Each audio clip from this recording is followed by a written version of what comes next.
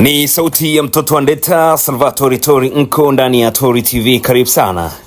Rais wa Jamhuri ya Muungano wa Tanzania Dr. Samia Suluhu Hassan amesema kuwa licha ya kuwa na mamlaka ya kusaini utekelezaji wa hukumu ya kunyongwa kwa mujibu wa sheria, hajawahi kutumia mamlaka hayo tangu aingie madarakani.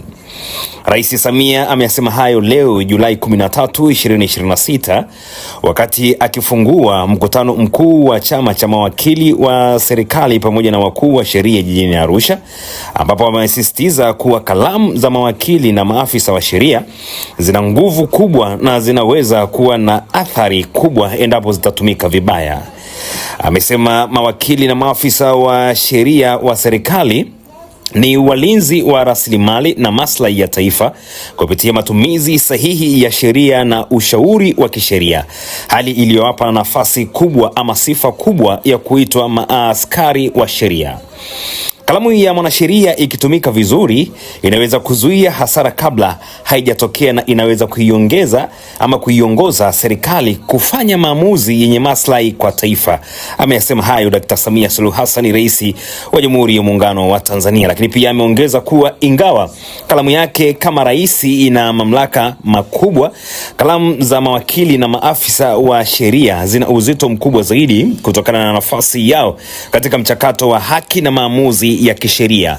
Nikinukuu taarifa hiyo, inaeleza kwamba kalamu yangu ina hatari, lakini zenu ni hatari zaidi. Hatari ya kalamu yangu ni kusaini mtu kunyongwa, jambo ambalo sijawahi kufanya. Hayo ameyazungumza Dr. Samia Suluhu Hassan akiwa pale jijini Arusha. Basi moja kwa moja, msikilizaji, na mimi niweze kukupitisha kwa kina uweze kufuatilia na kujionea hili ambalo amelizungumza Mheshimiwa Rais wa Jamhuri ya Muungano wa Tanzania. Karibu sana.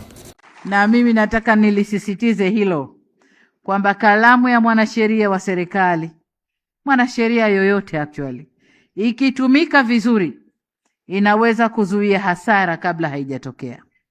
Inaweza kulinda mkataba kabla haujawa mzigo kwa serikali, na inaweza kuiongoza serikali fanya maamuzi bora na yenye maslahi kwa taifa.